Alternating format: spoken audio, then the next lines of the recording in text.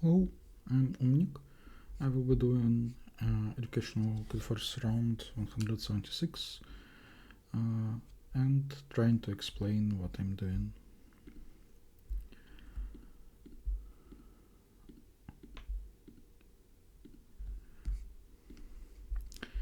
Problem A. You're given two integers n and k. K is an odd number not less than 3, not 1. Your task is to turn n into 0. To do this, you can perform the following operation any number of times. Choose a number x from 1 to k and subtract it from n. However, if the current value of n is even, then x must also be even.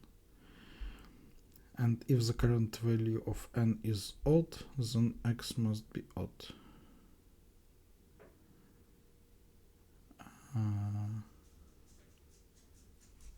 Okay.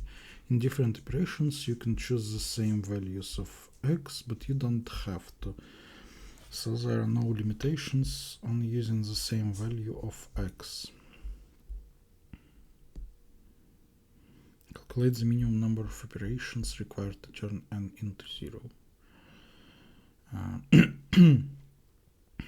Okay, I think like greedily choosing the largest number is always okay. Wait. If the current value of n is even, then x also even. And if the current value of n is odd, then x must be odd. So like after the first operation, after every operation, our current number is even.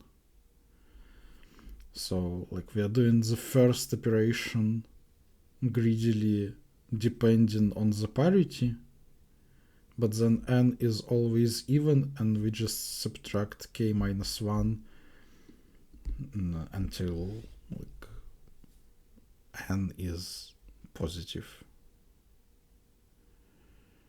At the last step we'll subtract less, but that's always allowed. So yeah, the first operation must be of the parity that is the parity of n, but then every operation will be just even.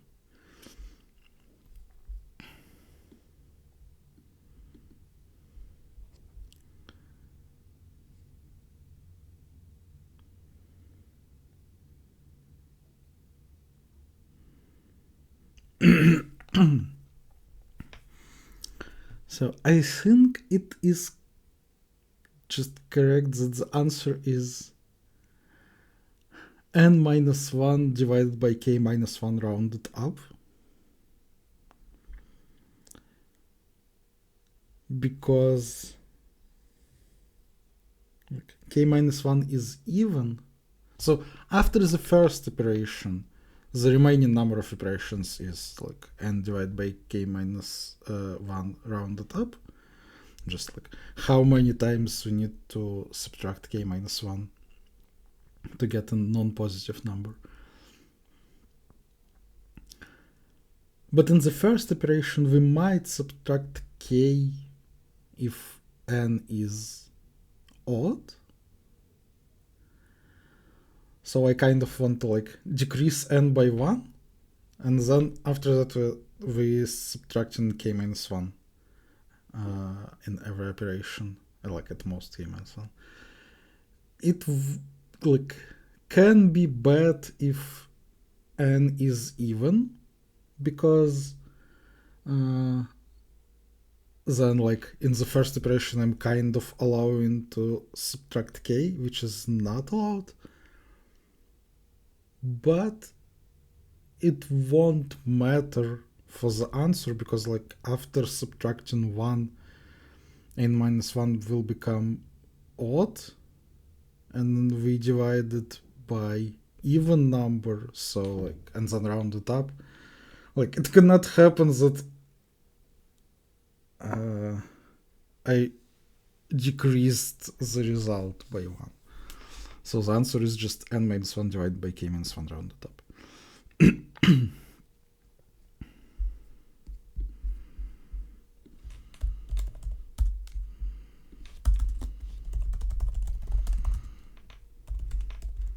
But that's like not the correct way to solve it. I mean, like, I noticed it, so it is slightly faster to write, considering that I have cell division, but even if I didn't, still it would be like n minus 1 minus this minus 1 divided by k minus 1 round down plus 1.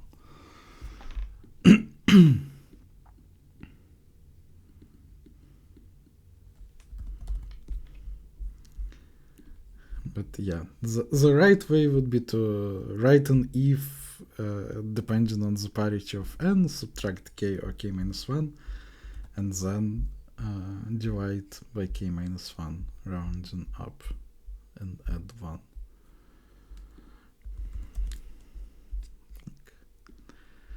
Instead of just noticing that like everything works out without any cases.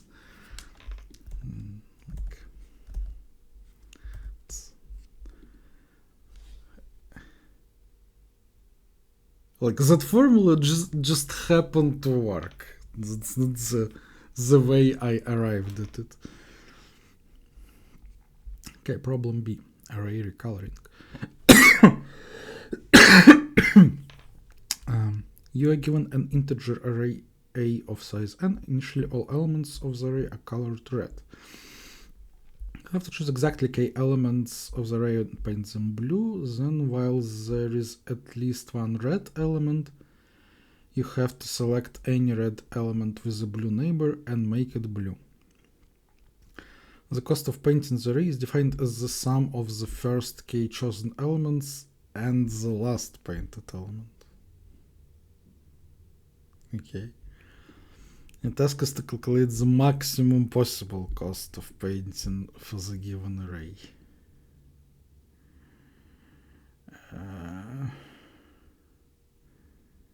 What?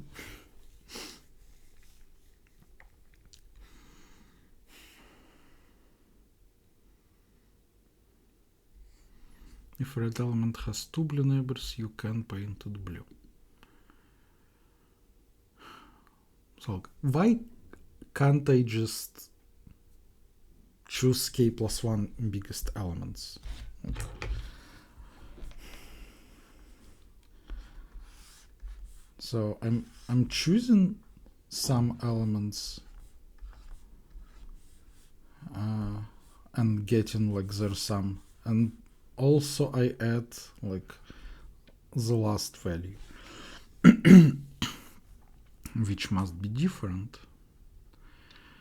So in this case, it looks fine, right? Like I can make sure that this element is the last painted. Paint like this, not including this one. So like basically paint everything else, right? But that might not always be possible. Like if that element, the one I want to be last, if it's to the left of all the other chosen elements, but not the last one, so there are elements here, then I won't be able to color them before this one. So if the element I want to be the last one is like not the first or the last of the chosen elements, then I'm good. But like if I choose at least 3 elements, then I can always make this one not the not the leftmost and not the rightmost. Right? So the only case when just choosing k plus 1 maximums doesn't work when k plus 1 is 2 and like k is 1. In that case, well, it's clear that we're just choosing one element but then the last one will be one of the endpoints. So basically we're just choosing one of the endpoints and some other element. Just take maximum of all those options. There are only linear number of them. Y is n up to 5000.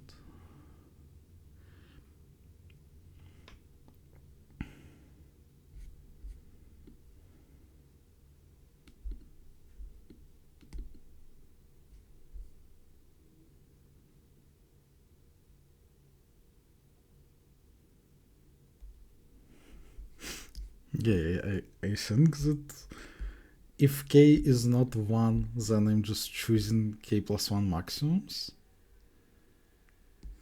And if k is 1, then I'm choosing the bigger of two borders and the maximum among the remaining elements. Looks correct to me.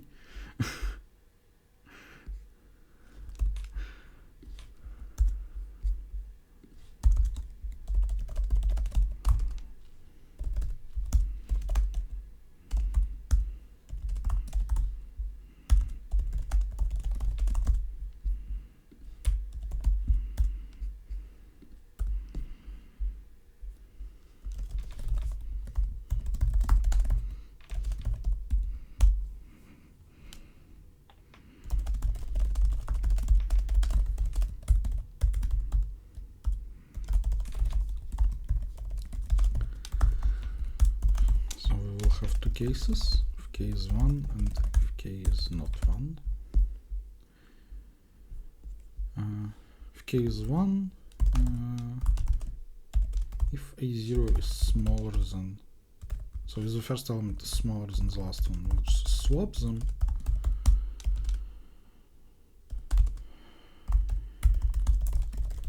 And now choose the maximum among the rest.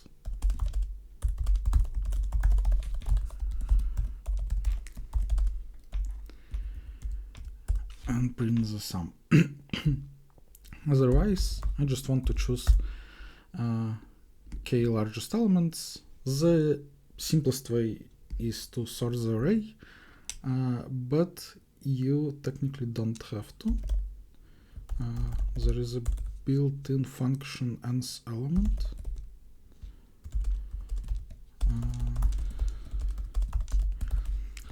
So it takes pointers to the first element after the last, and the element that I want to place in its sorted position. So like I want to take n minus k's element in sorted order and reorder my array such that n minus k's element in sorted order will be on position n minus k. And also it will put all the bigger elements to the right and all the smaller elements to the left. And it works in linear time.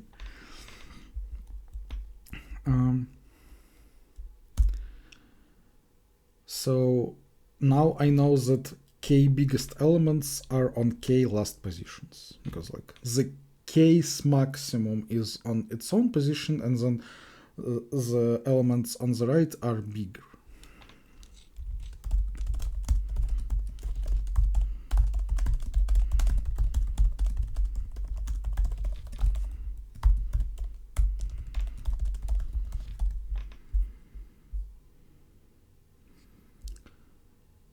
You can paint a red element into blue if it has two blue neighbors, and you can paint blue if it has one blue neighbor as well.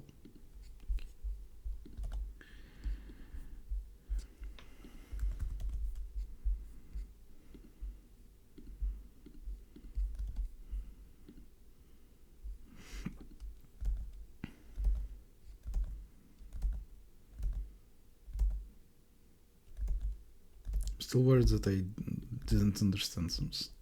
Oh, okay. Problem C, 2 colors. Monocarp has installed a new fence at his summer house. The fence consists of n planks of the same size arranged in a row. Monocarp decided that he would paint his fence according to the following rules. Each plank of the fence will be painted in exactly one color. The number of different colors that the planks will be painted in is exactly 2, so I need to use both colors at least once. The planks of the fence that are painted in the same color must form a continuous sequence. So there is a prefix of color 1 and suffix of color 2, both non-empty. Meaning that for all pairs of planks painted in the same color, there will be no planks painted in a different color between them. Okay. When the carp has m different paints and the paint of its color is sufficient to paint no more than AI planks of the fence, Monocarp will not buy any additional paints. Your task is to determine the number of different ways to paint the fence that satisfy all of Monocarp's described wishes. 2 ways to paint are considered different if there exists plank that is painted in different colors in these 2 ways. So we need to choose 2 colors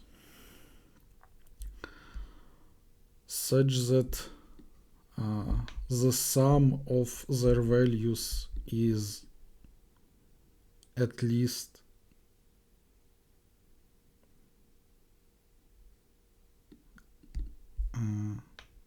n. We have m colors. The sum of chosen AI and J should be at least n. And the number of ways to paint the fence with those 2 colors will be so we need to choose the length of prefix and suffix, but we also can like reverse the order of colors, so it will be like 2 times the number of ways to choose the length, which is like AI plus AJ minus n plus 1. Right? If the sum is exactly n, then the division is unique, and when it increases, like we have some wiggle room.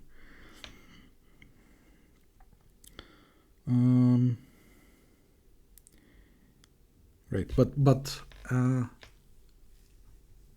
before that I will take replace each AI with minimum of AI and n, because I'm not allowed to use just one color. So I can just say that for every color I can paint at most n-1, so that like I don't have to think about it additionally. Then I can just like sort the values AI, and then when I fix like the larger of them, I can use like binary search or 2 pointers to determine the segment of values such that like sum of that value with mine is at least n, and then on that segment I'm interested in like sum of values and number of values, because I need to sum up like sums of them, but also like subtract n-1 for every choice. So that's an easy problem.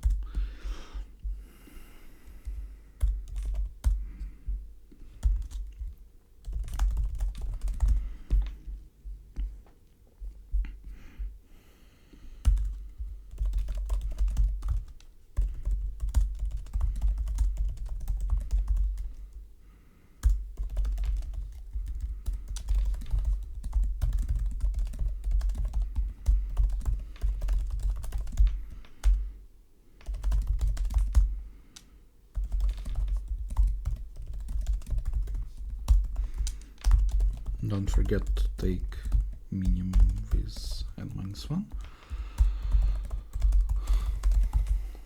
Sort.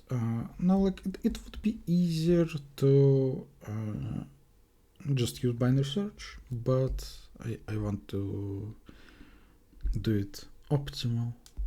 Although, like I already had a sort, so it's it's mlogam already. But like 2 pointers is not harder. Also need to calculate prefix sums.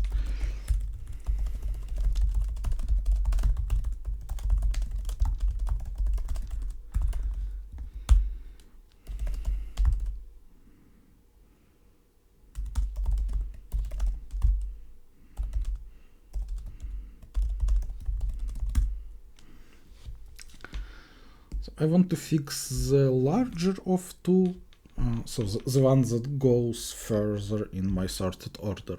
Like they can be equal, but like I'm fixing the right one. So if let's well, okay, I can just do the 2 pointers. While I can move to the like previous element, do it. Now if L is at least R, continue, because like I want my elements to be to the left from the one that I'm staying. So I'm staying at R, and I need to calculate the sum from L to R not inclusive. So if L is bigger than R, I don't have anything to sum up.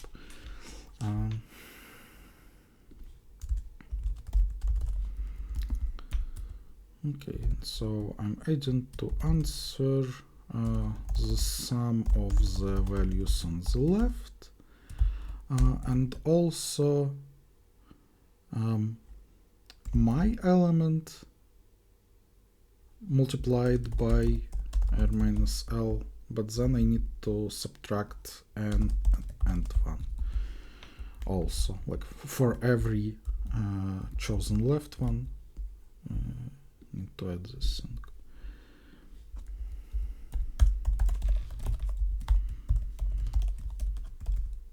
Also multiply the answer by 2 because of swapping the order of colors.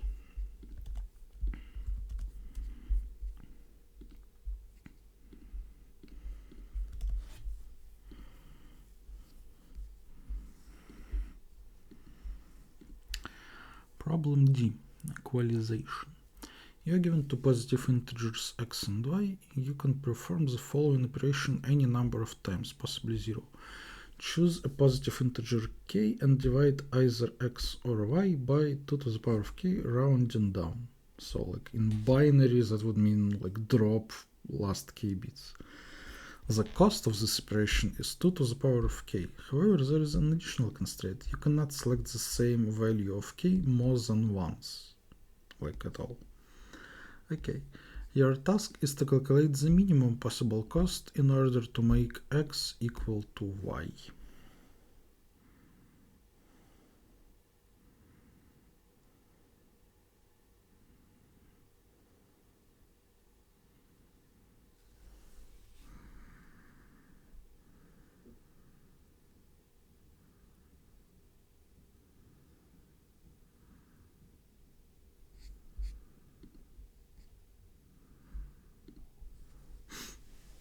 Okay, so basically we have like two strings of zeros and ones.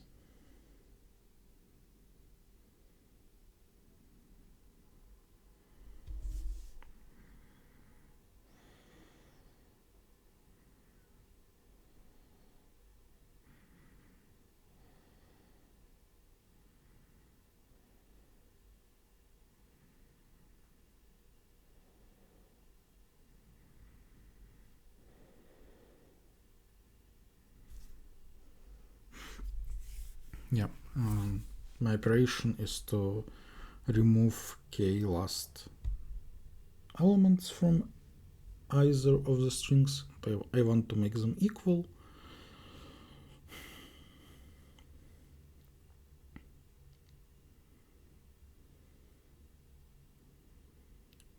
So I guess I want to use the fact that length of the strings are not very big, like less than 60,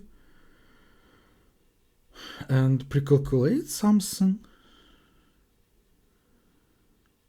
like some kind of dynamic programming. Since the costs are also powers of 2, like you should be able to do some kind of greedy.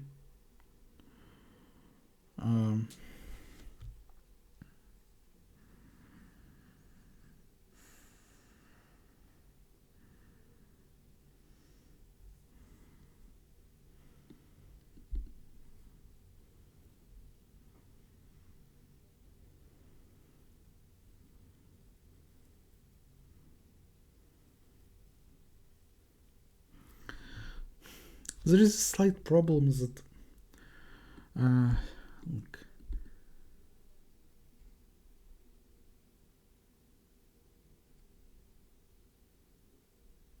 technically my strings are infinite, like in sense like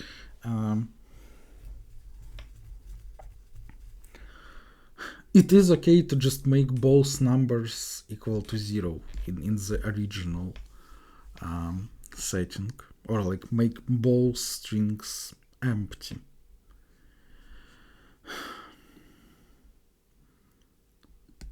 Like it's still probably fine.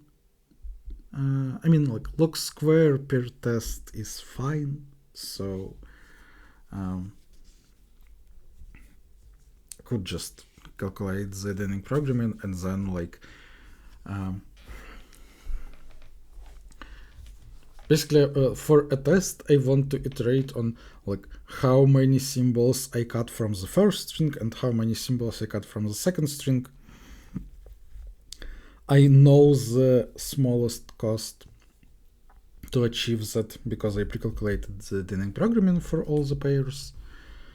Like it's just kind of knapsack, but with 2. I'm feeling 2 knapsacks basically.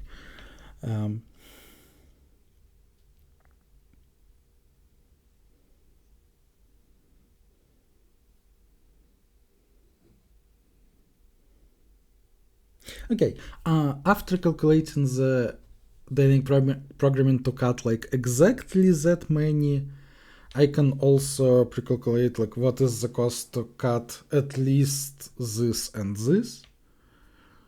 And then I will be able to answer each test in just logarithm time, because either I'm making both numbers to be 0, in which case I just need to cut like the whole length for both strings, at least the whole length for both strings, so that value is just pre-calculated, or I'm cutting like I'm leaving the same length, so there is only linear number like of length options to do that. So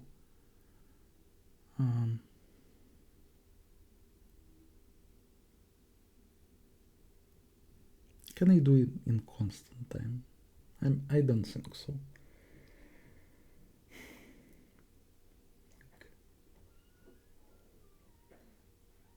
I think there might be cases when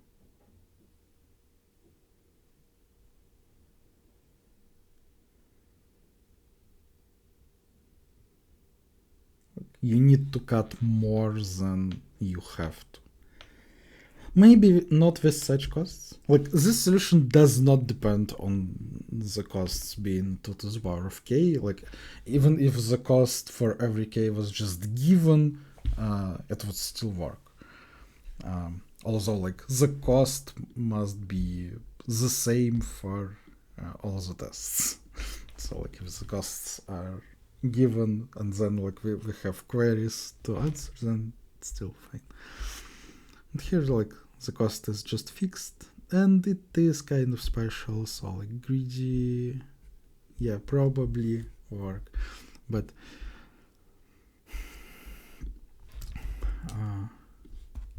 it is just simpler for me to think in terms of dynamic programming.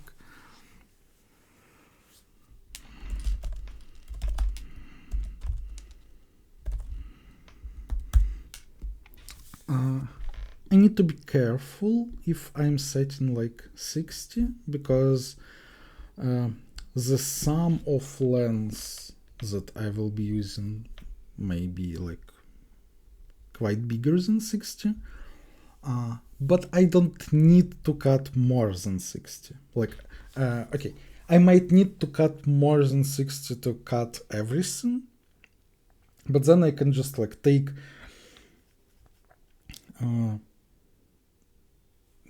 the sum of lengths I cut. I will take minimum with 60.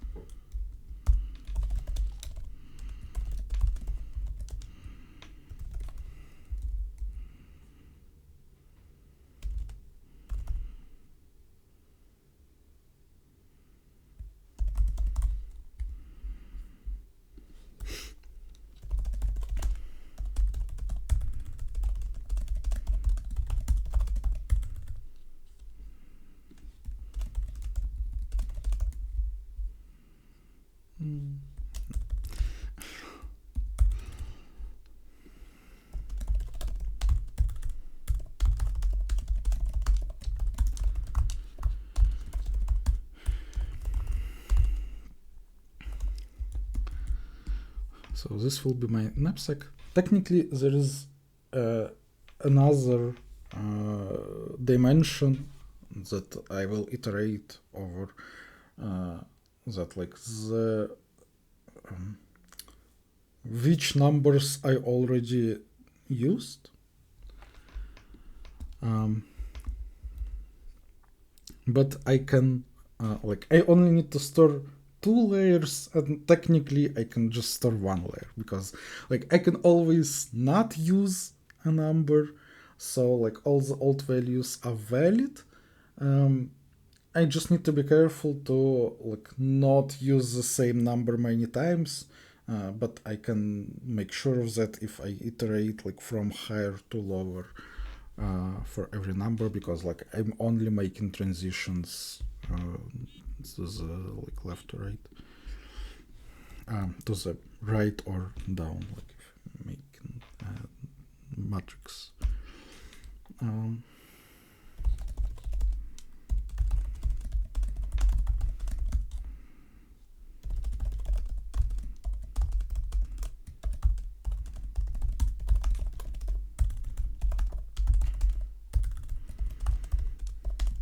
So this is why I'm here iterating from higher to lower,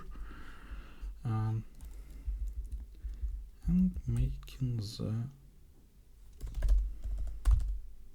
dates. Don't forget to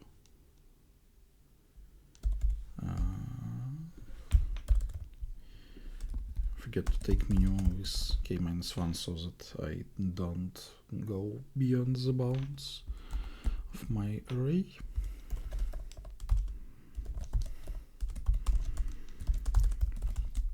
So I will either add k to x or add k to y, or don't do anything, but that doesn't change const, and that value still in dp, so it's fine.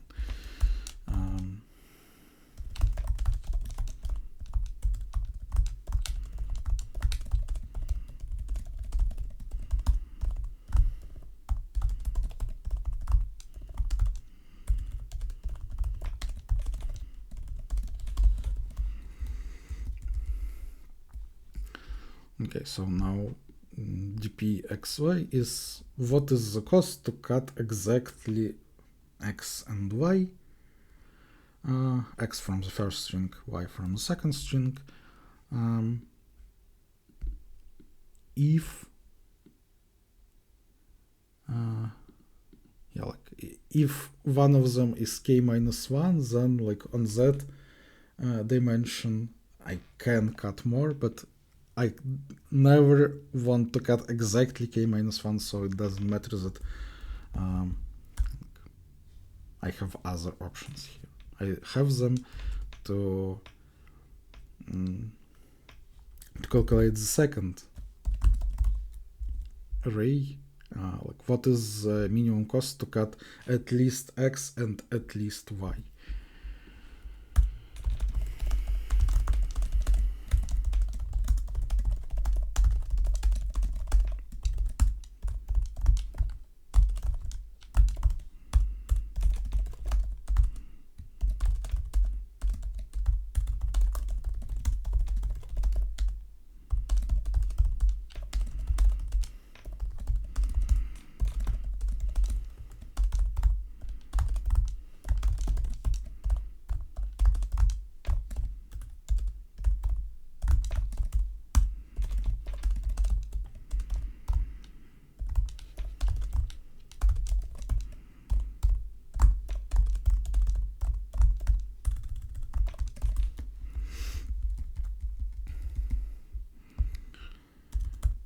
And now I can answer the queries.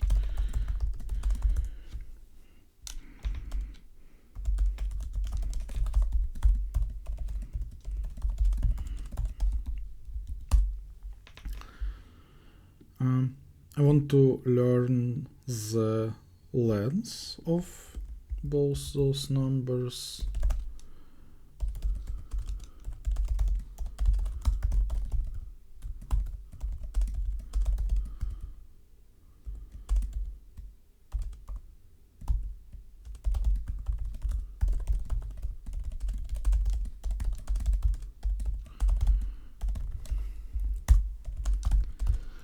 So one option would be to just cut both of them to nothing.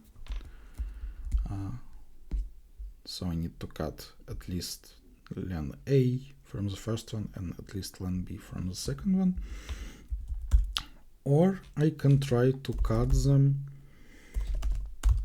to the same length, which must be not greater than the minimum of their original length. And the cost to do that would be len A minus I and len B minus I. The ADP value that is stored in that place. And just print the answer.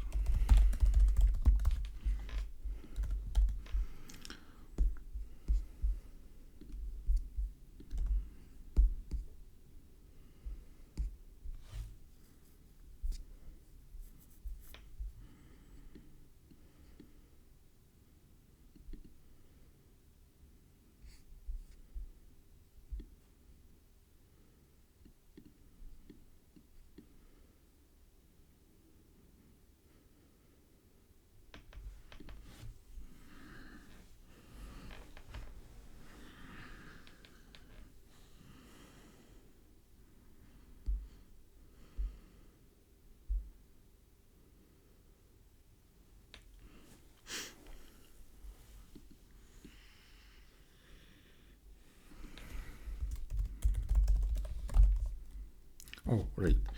I'm just making them the same length here, but that's not everything I need to check. I also need to check that the remaining parts are actually equal.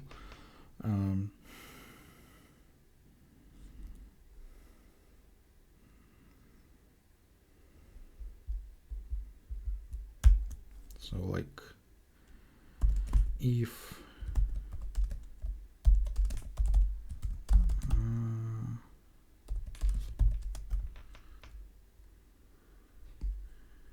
yeah, I think that this should be the is digit from the left. If it is not equal to the same thing for B,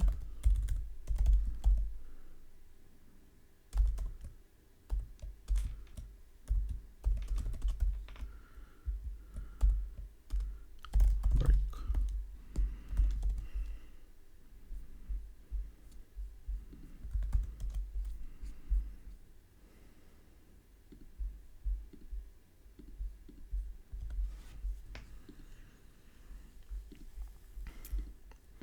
So yeah, this is log per test, but I could equally just iterate it over how many I'm cutting, xy, for every test and check that the numbers are equal. Actually, yeah, checking that the numbers are equal just here would be not harder. Just shift them by how much I'm cutting and compare the numbers actually.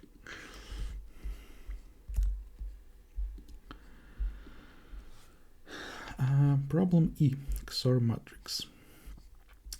For two arrays A and B of different lengths, define the XOR matrix X of size n times m. So yes, the element on position yj is AI XOR bj. Okay, you're given four integers n, m, a, b. Count the number of such pairs of arrays such that we build A of length n from numbers from 0 to A, B from 0 to B. In the XOR matrix formed from this array, there are no more than 2 distinct values.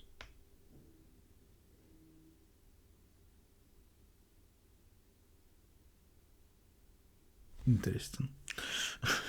So, among the XORs, no more than 2 distinct values. But then clearly in each of the arrays there are no more than 2 distinct values, right? Because if there are like 3 different elements in A, I can take B1, take XOR with those 3, I will get 3 different numbers. So, and obviously if all the elements in A, for example, are the same, then like every row will be the same, and every row is just like A1 XOR of all the elements of B. And so basically if in A or in B there is exactly one distinct element, so all the elements are the same, then it's good. Like if in the other there are at most 2 different values. But there is also a case when there are 2 different values in A and 2 different values in B. So if I have like A, B, X, Y, this array B, this array A, this array B. So I want okay, clearly just A XOR B must be equal to X XOR Y, because A XOR X and A XOR Y are different, so B XOR X and B XOR Y should be the same set of elements, but they can't be like A XOR X cannot be equal to B XOR X, so A XOR X must be equal to B XOR Y, which just means that this happens.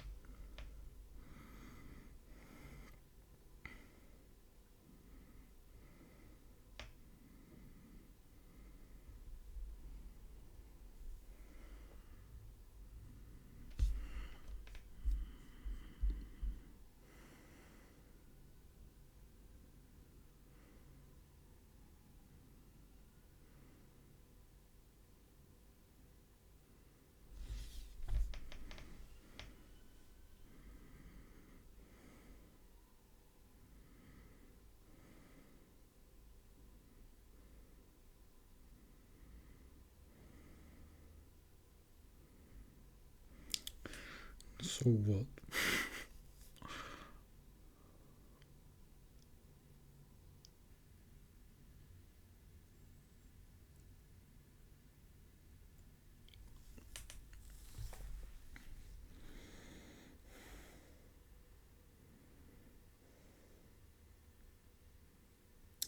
I can probably do some digit DP, right?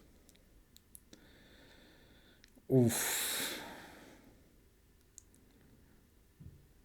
Well, okay, so I will just like I'm considering a case when like both A and B have 2 distinct values, and then I'm just building them. I have like A, B, X, and Y in binary. We have some properties that should hold like 0. We can say that A is smaller than B, so this is true, and like this is at most like the limit for array A, which is just called big A, and the same for X and Y and limit B. And also, like, this just means that the XOR is 0, so for every bit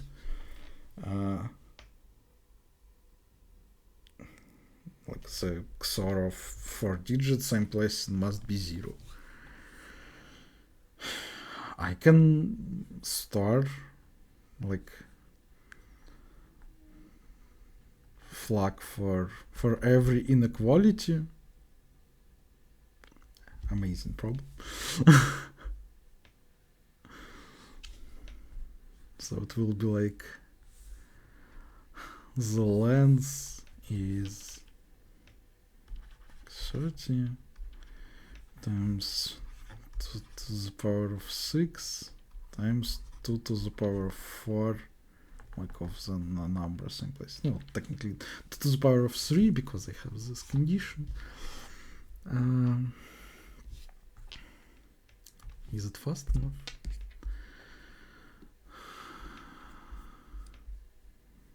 So it's like 3 times 10 to the 8th.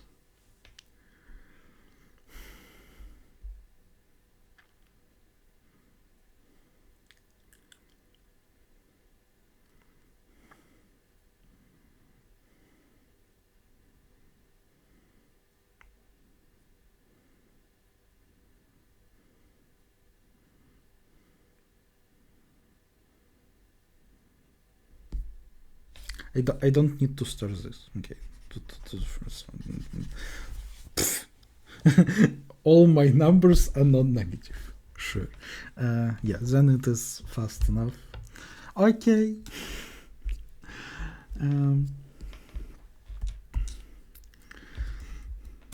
Well, yeah, if you have never seen a digit DP, I don't think I can explain it well enough in the time provided, and if you have seen, like, you should be able to understand what is going on, but you probably would not like that. Although, like, it shouldn't be like super hard to write, just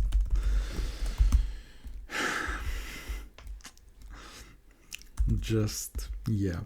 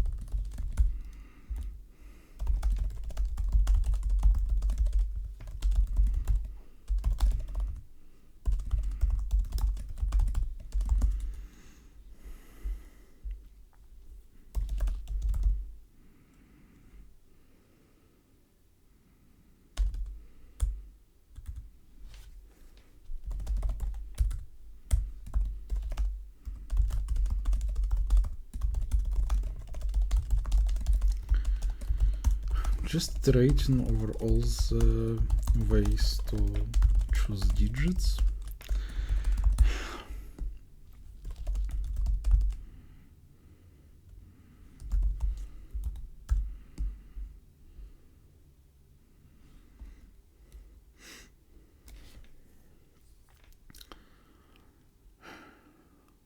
Okay, I guess it's easier to just just write ifs everywhere. If mask and 1. So the first bit stands for the fact that A should be smaller than B, like as numbers. So if they're already strictly smaller, then nothing happens. Otherwise, if A is bigger than B, that's bad. But if A is smaller than B, then we still need to set that bit in new mask. And if A is smaller than B here, then it became smaller. Mask and 2. The second bit stays for the fact that number B should be at most this big A.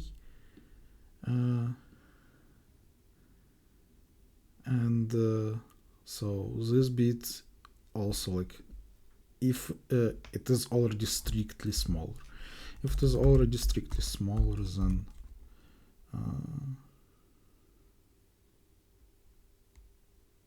okay, so I guess all of those will propagate automatically, so I should probably just put like this.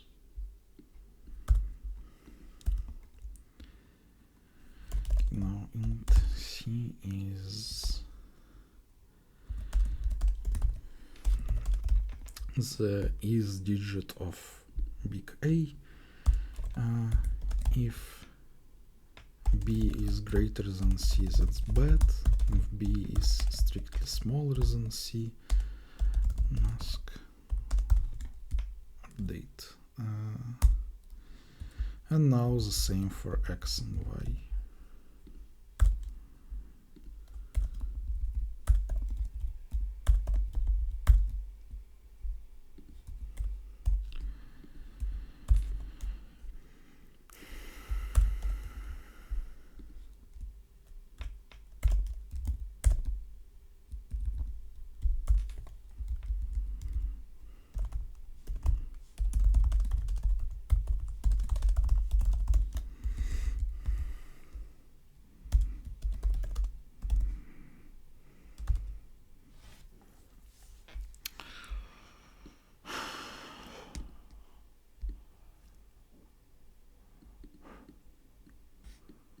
Yeah, I guess it's easier to just increase A and B by 1 so that they should be strictly smaller.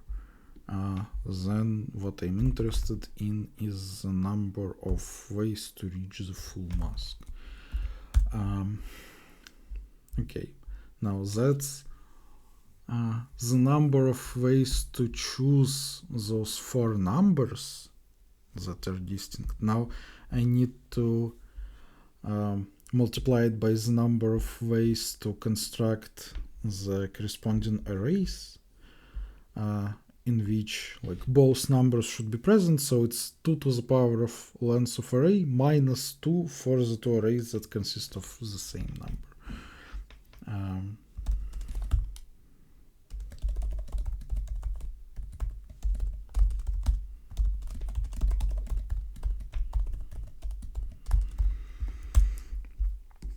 Okay, now that's the answer.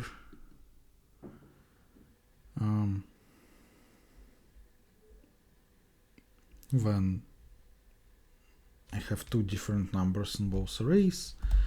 Now add the cases where there is just 1 different number in both arrays.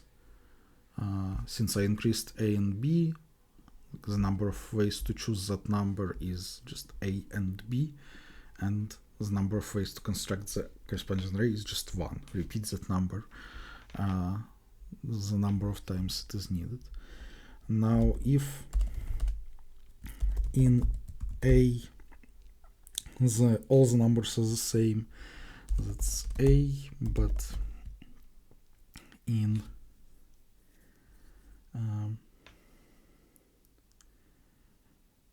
B there are 2 different numbers. It will be B times B minus 1 divided by 2, and then multiplied by this thing.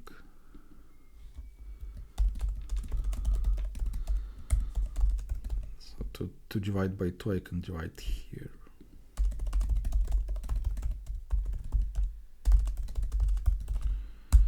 And the symmetrical thing.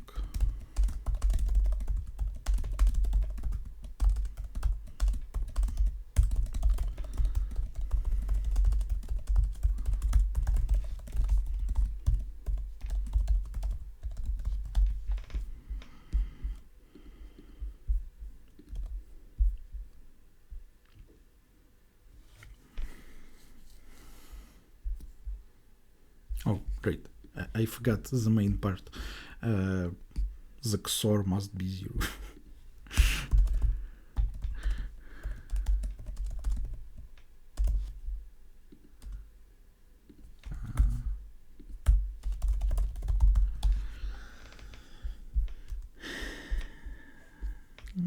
Okay, now it looks like it's working.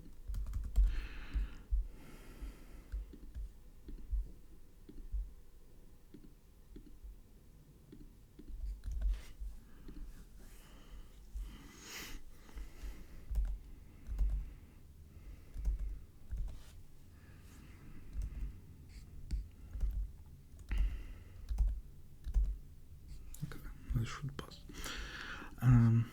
The last problem of beautiful sequence returns. Let's call an integer sequence beautiful if the following conditions hold. For every element except the first one, there is an element to the left less than it.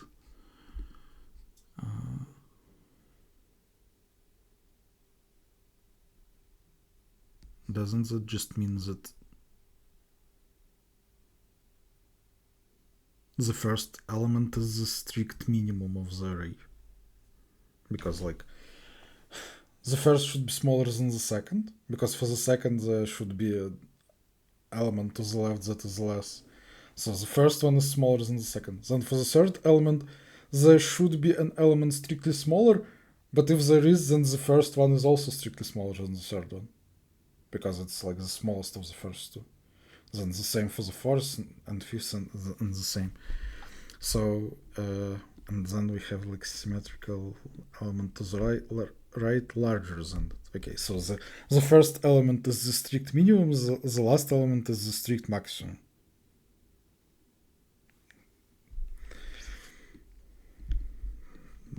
Yeah, works in their examples. Recall that a subsequence is a sequence that can be obtained from another sequence by removing some elements, possibly 0 without changing the order of the remaining elements. You are given an integer array A of size n. Find the longest beautiful subsequence of the array A and print its length.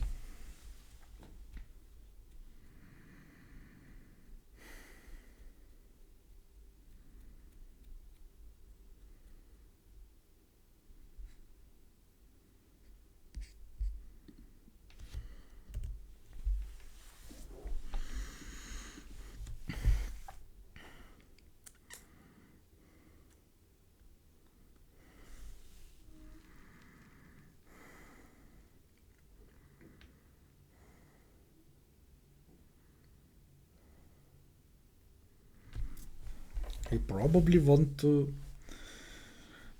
fix the first and the last element.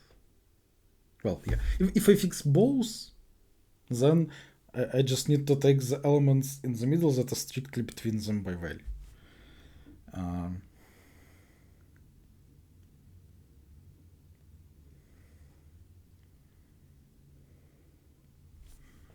guess I want to draw it on a plane.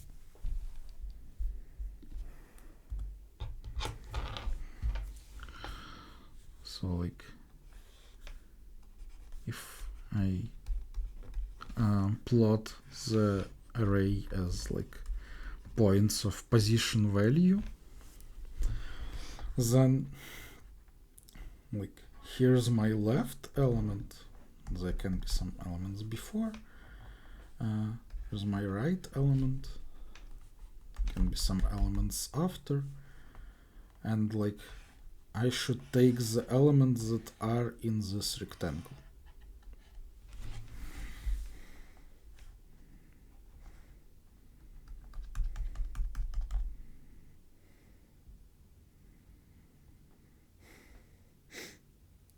That reminds me of a problem of just like finding like the two elements with like this rectangle of maximum area. For that problem, I find lower envelope here and upper envelope here. Clearly, if there is a point that is more to the right and bigger, then it doesn't make sense to take this one, should take this one instead. So yeah, the left point should be on the lower envelope, the right point should be on the right envelope, and then we can show some convex stuff and do divide and conquer optimization, for this point, find the optimal one here, but then for those you only need to consider this part, and for those this part, or vice versa. I don't remember. Probably the same is true here, right?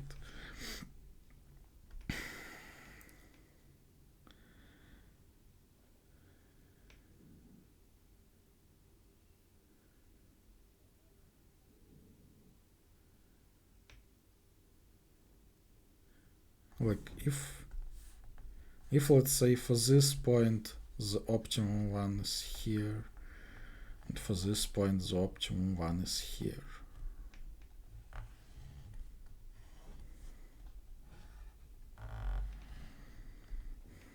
That can't be true, right? If we exchange them,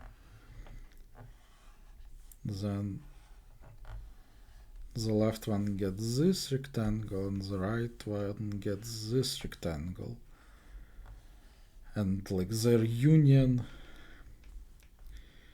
basically the total number of points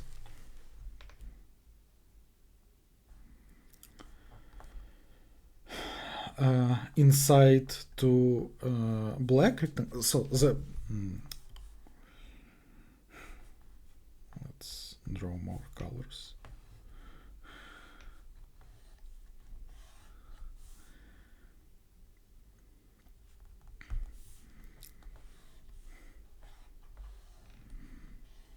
So I want to say that it's impossible that the blue rectangle is the best one for this point, and the yellow rectangle is the best one for this point.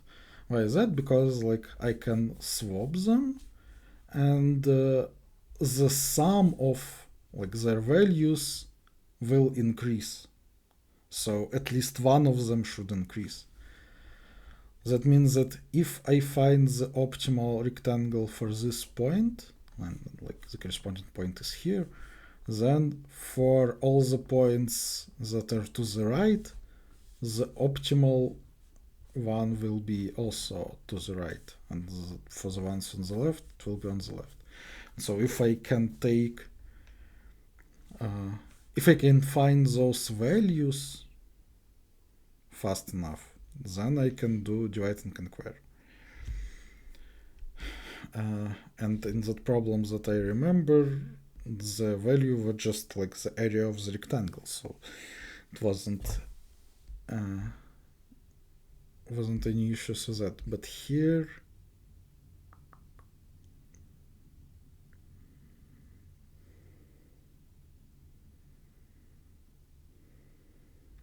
it is the number of points inside. How do I calculate that fast?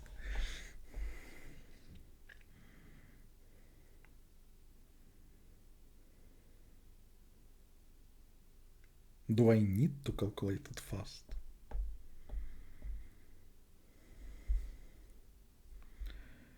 2 seconds. 500,000. Yeah, I guess I do need to calculate them fast.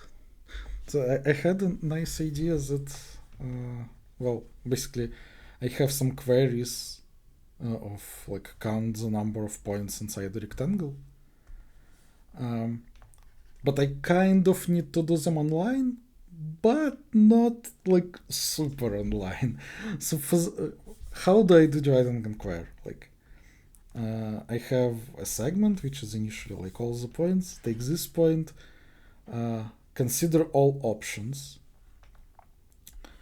calculate the values for them, find the optimal one, and then like make recursive calls for these points, but they know that the optimum is somewhere here, and for these points, and they know that the optimum is somewhere here. And then in each part, I will take like midpoint and ask about some new rectangles.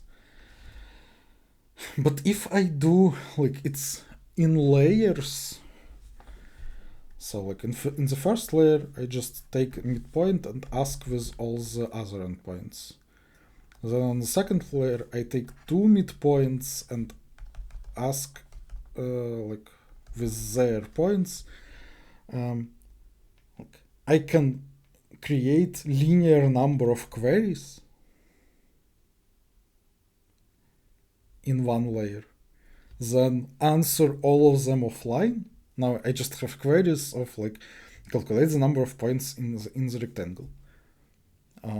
So can for a layer create linear number of queries, answer them offline in nlog n with scanline with Fenwick,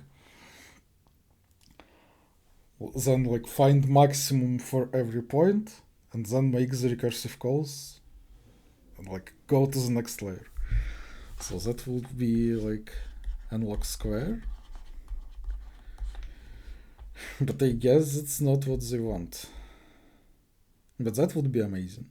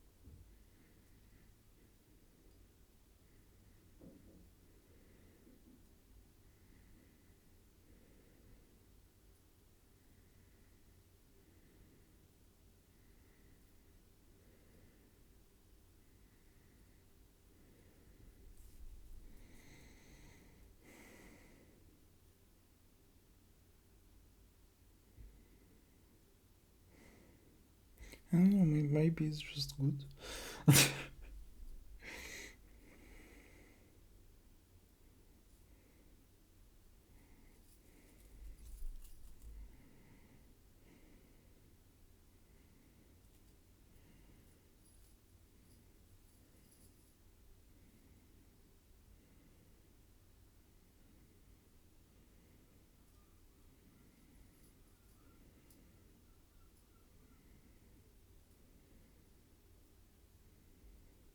Like scanline with Fenwick is fast, but the limitations are big. It's pretty scary.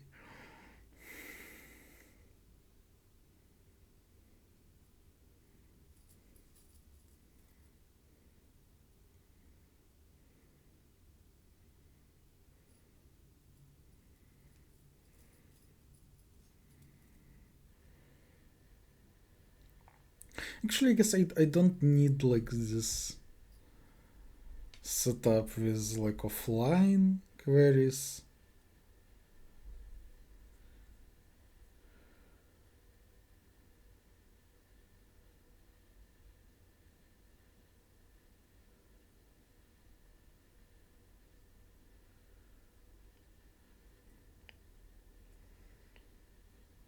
I can just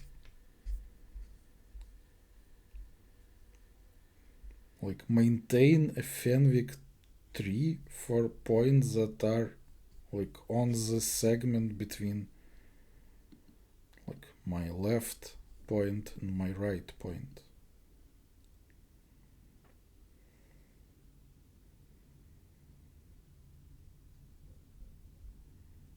Like when I do the recursive call, so the recursive call takes like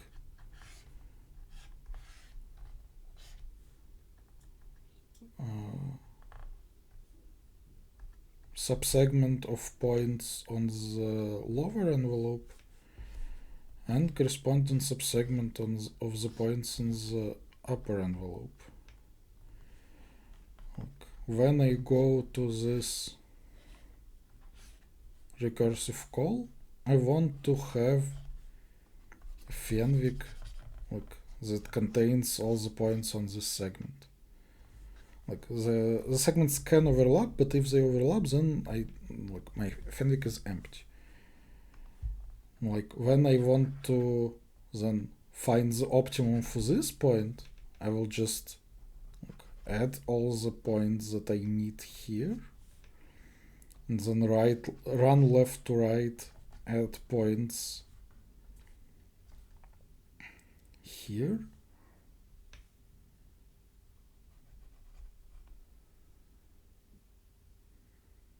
And like while I'm running, update the answers, update the values.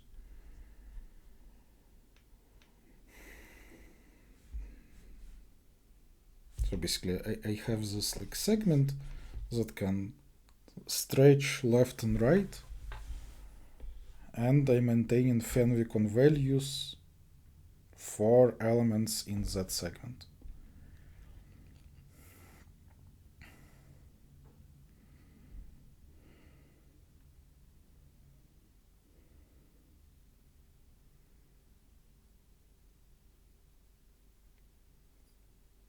That will be like n-log square. But now I don't have like any sorts, any vectors. It's just like the second log is only queries to Fenwick. That should be good enough, I think.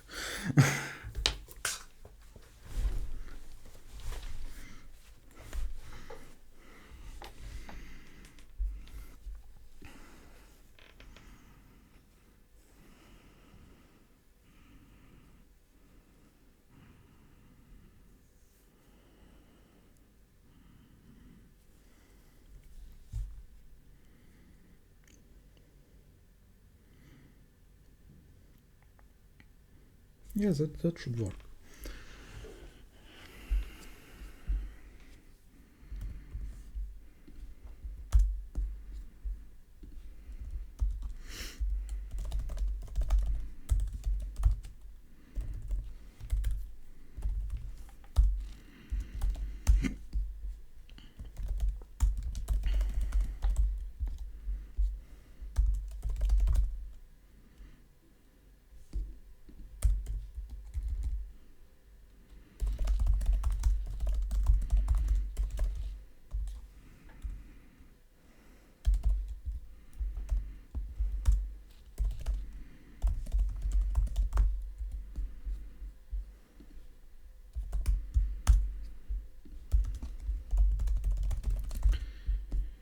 I can compress coordinates.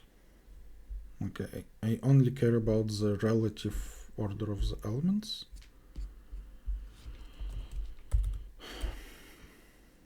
I don't think it's needed, strictly speaking. Like, the complexity would still be like n-log, say, even if I don't compress coordinates and just have one big fanfic. But I think it's better to compress. Why not?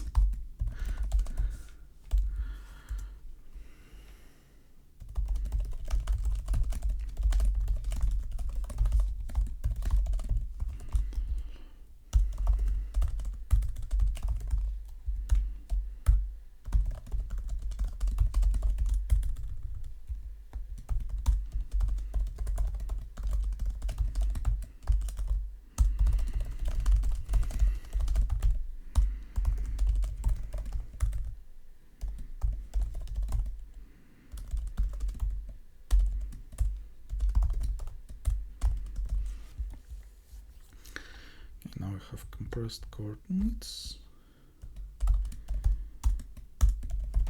Create a fanfic, size m. Now I want to find lower envelope and upper envelope, and I will write the corresponding positions in arrays B and C.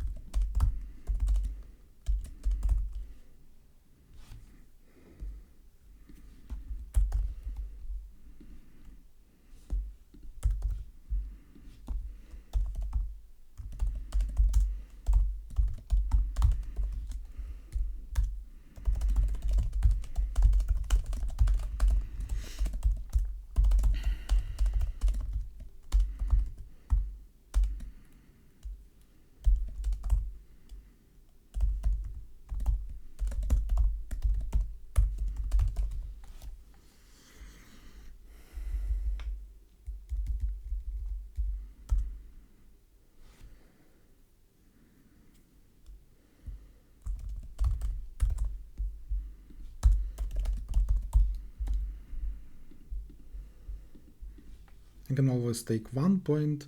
There can be a case when, like, if the array is just decreasing or consists of the same elements or have the length 1, I cannot take 2 elements that are like the left one is smaller than the right one. So if I will not find anything, I will print 1. But if I will find anything, I will update the answer. And now I'm just calling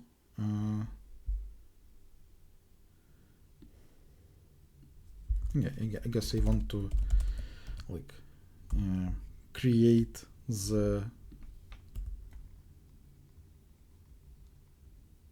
segment that I will have, like that is starting fanfic. And now I'm just calling like the recursive solve that will do divide and conquer on segment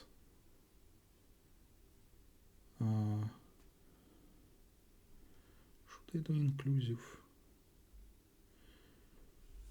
Yeah, I guess I can do inclusive. It's probably even better than that way. So like solve for points from 0 to m inclusive in array B, knowing that the optimal answer is from 0 to k inclusive in array C. And now just print that.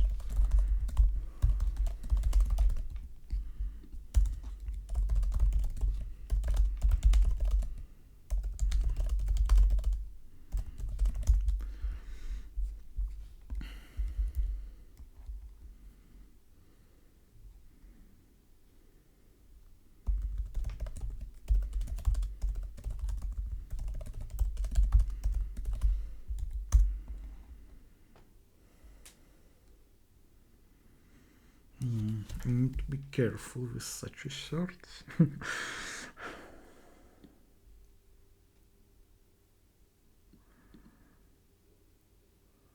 like I will now like choose the middle element on my segment.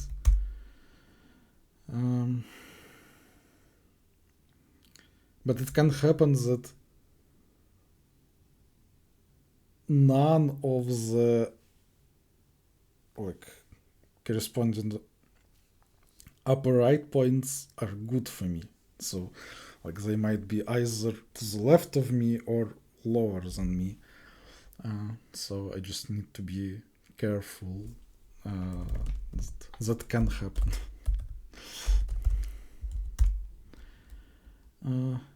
But yeah, I think like it shouldn't do anything bad to the complexity if I just try all the options left to right, and when I I will just call for the calculate the number of points inside, and that function will move the left and right borders of the segment I'm storing in Fenwick accordingly. So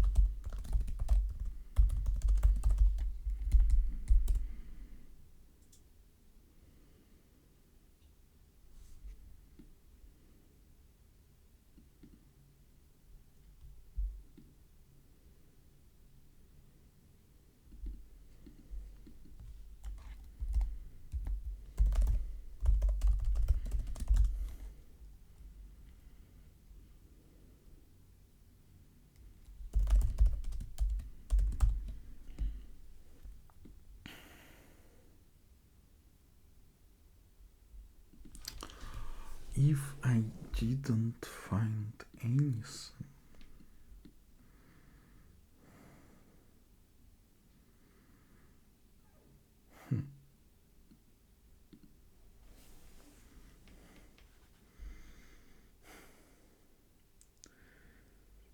I should probably split into like the ones that are to the left of me and the ones that are lower than me.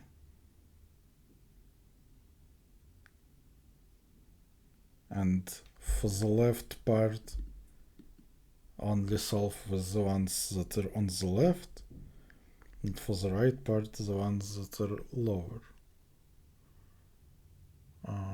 Yeah. Oof. tricky case.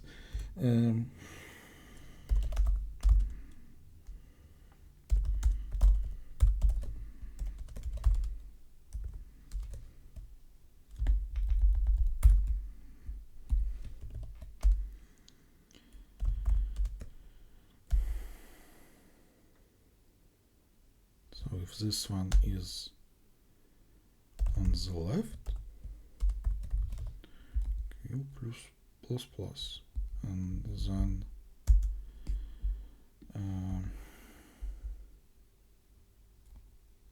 yeah, okay. Instead of thirds, let's just if some of them is empty, just stop the recursion.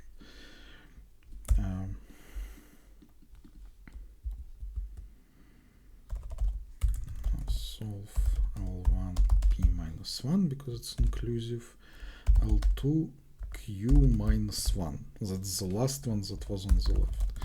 And now solve P plus 1 R1. Q R2.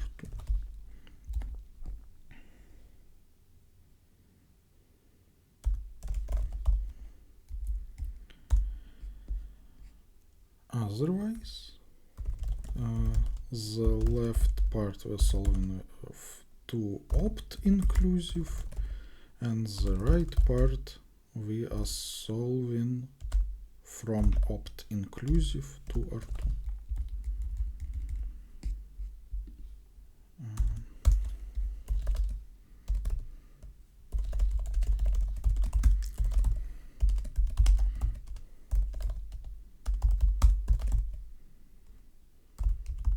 So L and R are positions of left and right elements.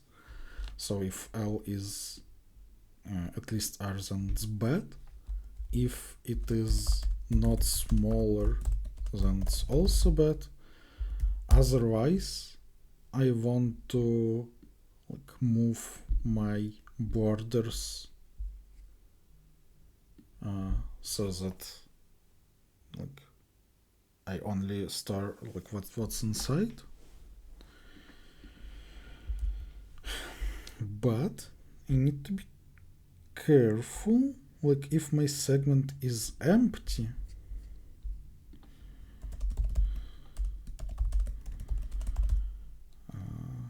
well, this shouldn't happen. It can only happen if they're equal.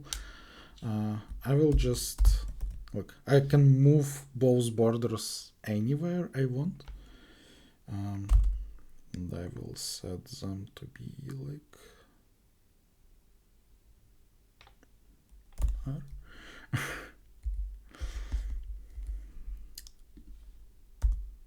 And now I'm just moving left border to coincide with L plus 1 because they should be strictly inside, and the right border to coincide with R.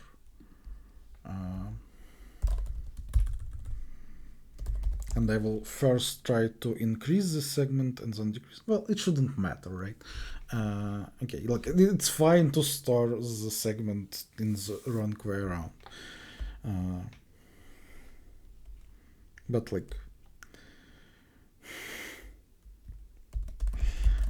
while it's bigger than L plus 1, minus at a L1. While R is smaller than small r, f at a R1, R plus plus. L is smaller than L plus 1, f at a L minus 1 plus plus. R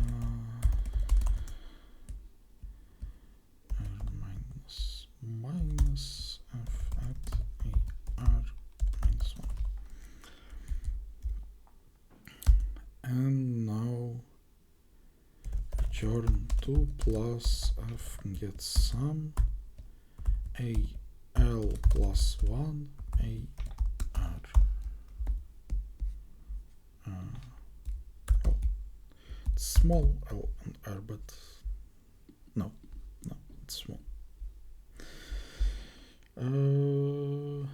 Yeah, that should be it. Redefinition of f. True.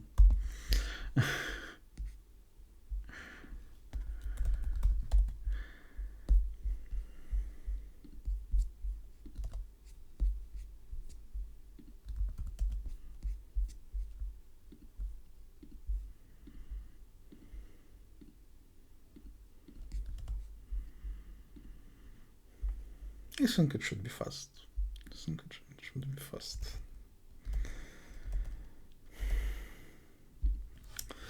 Except it's incorrect.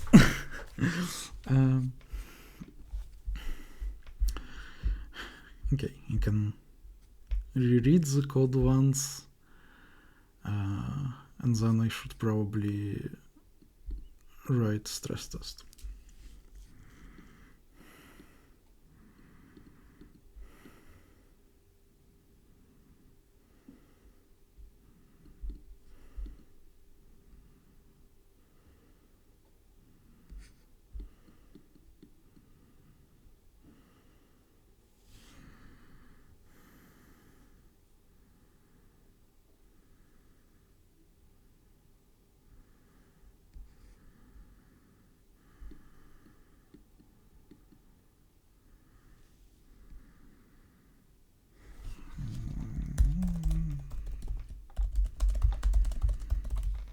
Since I was going from the right to left, I want the reverse order.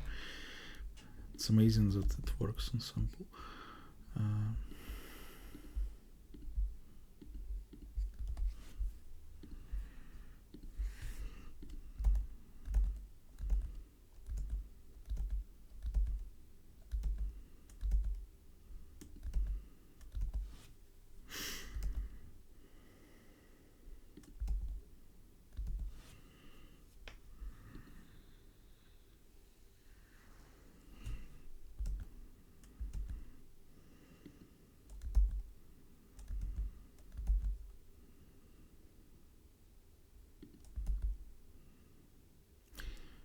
Okay, so it's probably correct, but is it fast enough? It's another question.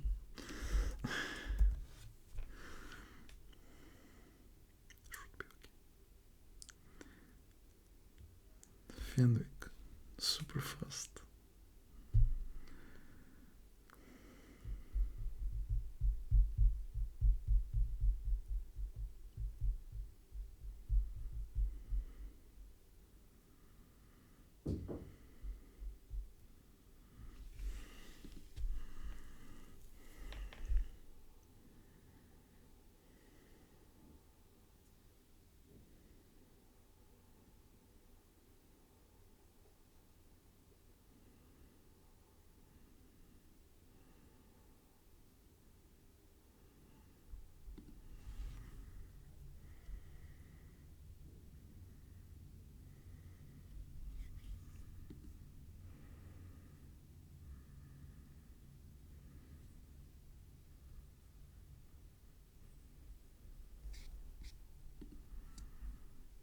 $200 people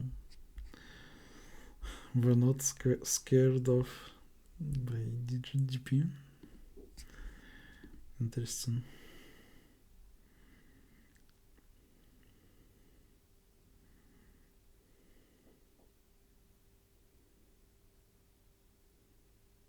Well, it is counting first division participant.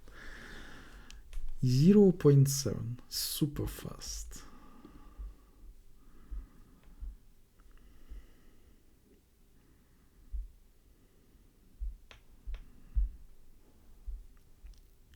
Somehow pretty good result. Amazing.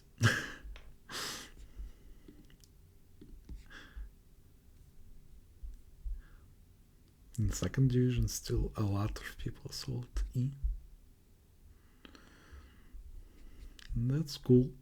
That's cool.